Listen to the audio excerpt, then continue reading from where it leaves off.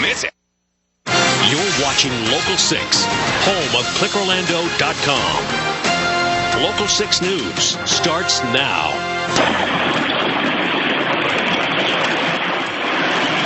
Pieces of a local resort reduced to rubble. We heard some shaking and some running up and down the hall and glass breaking, and we thought maybe it was just kids running up and down the hall or something. So next thing I know, people are yelling, "Get out of the building, get out of the building." Swallowed by a sinkhole in the middle of the night. One person had to break out of a window because the door frame collapsed. One woman was sitting in the tub, and the tub just levitated. Tonight, the escape and the man who ran to help as families ran for their lives. If I didn't knock on their door, they would have had people trapped inside the building, and I did what I had to do. And the big question now, is more going to collapse? Sky 6 is live over the damage. Thankfully, amazingly, no one was hurt. Good evening. I'm Lisa Bell in for Lauren. And I'm Gart Swanson. This kind of damage is something we'd normally see after an earthquake. And the video is simply incredible. Someone shot this as pieces of the Summer Bay Resort just came apart and crashed into the ground. Now, here's how it looks right now from Sky 6. The resort just caved in the middle of that 100-foot wide hole. More of Dave Sprung's bird's eye view in just a moment. But let's start on the ground, and Eric Von Anken live at the resort. This is right off of 192 and about 10 miles from Disney. So, Eric, do investigators think this hole is going to continue to grow? Has it stopped? Where are we right now? Well, Gart, I talked to the owner. He tells me that geologists have gotten in here to do an initial survey. They say it appears that so far the ground is stable, but still they're not letting anyone back in who was evacuated. What do we do to, clothe our children? Kim Dodson, her daughter, and her niece brought only a suitcase with them from North Carolina on vacation here at the Summer Bay Resort. And now she doesn't even have that. It's somewhere in here, mixed in with this mess of insulation, wiring, wood, and block. But what's that like? Well, very upsetting. Kim is nervous, frustrated, and tired. The owner of Summer Bay won't let anybody into the surrounding buildings until he gets the go-ahead from geologists, which may not come until tomorrow morning, if ever. Kim and her family were among the 36 people evacuated late last night.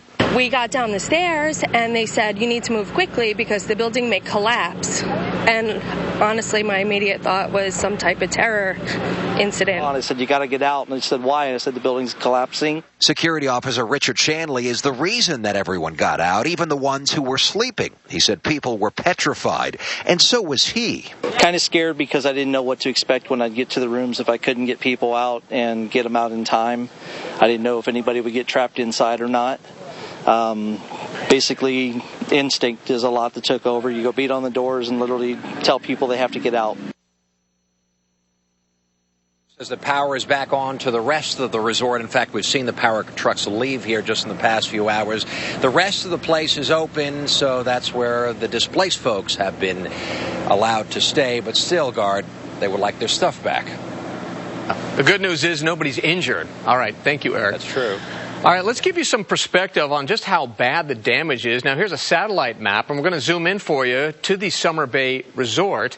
Now let's put a spotlight on the building that just got the brunt of the damage. Here how it looked before, and here's how it looks now. Just amazing how much power and how much force. So let's go upstairs now, live to Dave Sprung in Sky 6. So, Dave, what can you tell us right now? Does it look like you're seeing this thing grow any bigger?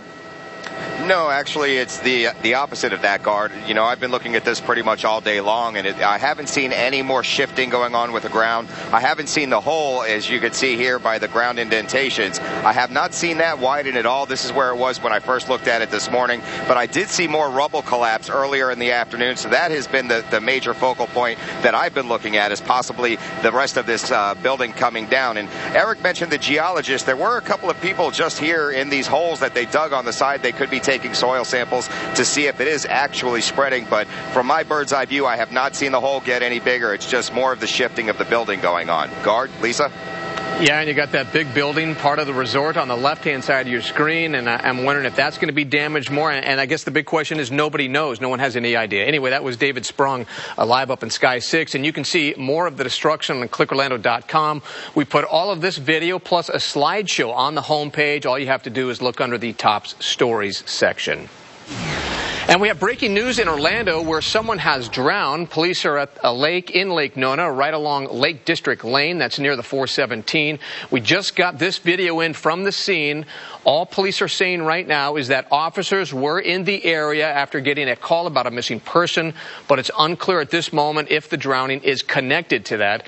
We have calls to investigators, and we'll bring you an update during this newscast and, of course, on clickorlando.com.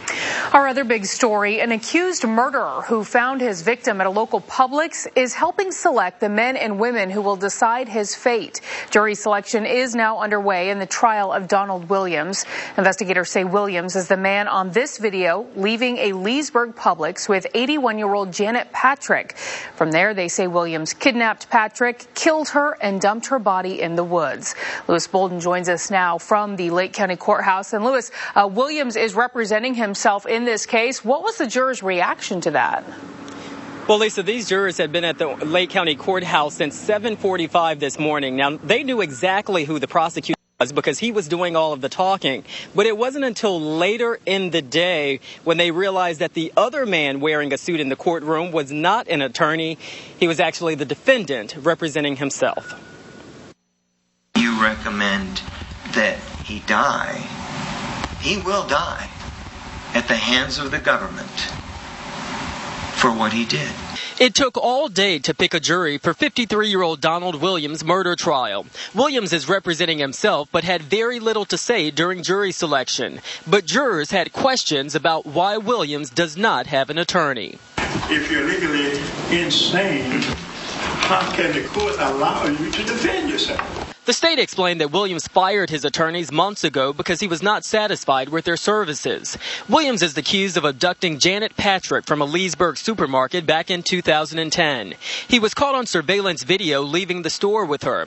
Prosecutors say he robbed her, killed her, and dumped her body in a wooded area in Polk County. Williams has filed a notice with the court that he plans to rely on an insanity defense. But many jurors questioned how Williams can argue insanity yet represent himself. The question is not whether he's insane today or well mentally today.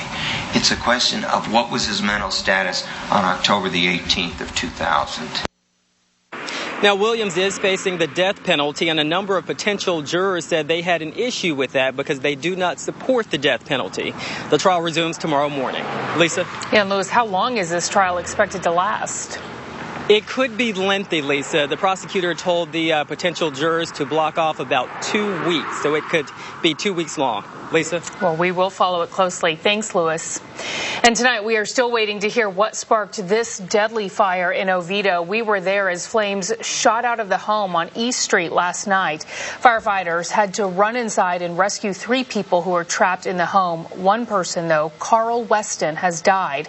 2 women were also hurt. The state fire marshal is investigating. Palm Bay police say a missing man has been found dead. This is 84-year-old Alfred Fred Mercer. He was last seen as he left his home on Briar Creek Boulevard. He left to go to his apartment complex's office to work on some puzzles on Sunday night. But his wife couldn't find him hours later, and his body was later found by a trail near his home. Investigators are still working to figure out what happened.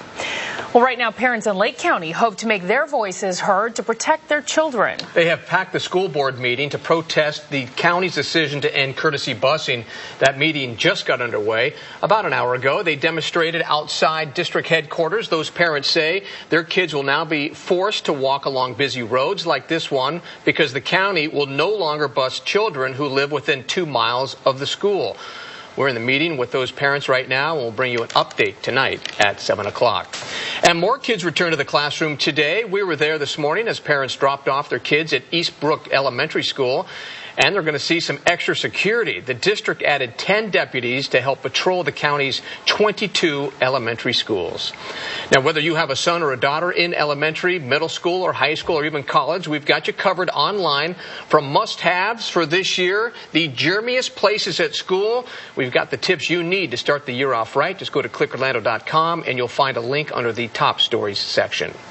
Soccer fans had plenty to cheer about at the Citrus Bowl last night. Not only did Orlando City Soccer knock off a major league club, they did it in front of more fans than ever. A record 10,697 fans watched the Lions beat the Seattle Sounders 2-0. That's worth a fist pump considering the team's win a couple of days earlier. That's when the mayors of Orange and Orlando came to an agreement to build a brand new stadium. No word yet on when officials will vote on the plan. Of course, the mayors have come together. Now everybody has to vote on it, and if that gets through, $20 million released through taxpayer money, and everybody starts building a brand new stadium. And you were among those wild and crazy fans last night. Yeah, I was up in the booth watching everybody kind of go nuts. But yeah, they built a Sounders team, and they look pretty good doing it. All right, sounds good. All right, still ahead. Catch of the day, millions of years in the making. Oh, yeah. In 7 minutes, what divers found off the Florida coast that makes Jaws look like a guppy. Tom? Most of us are really hot and sticky today, but up here in Marion and Sumter counties, we actually have some rain to track. I'll be back to talk about these showers and what lies ahead for you tomorrow. That's Orlando Mayor Buddy Dyer, who's dreaming about the day he'll be pulling into this Sunrail station. I'm Eric Sandoval in Sanford. Coming up next, I'm going to show you what some call a dream on wheels. Remember, Local 6 News is always on clickorlando.com, your smartphone and your tablet. Take us with you.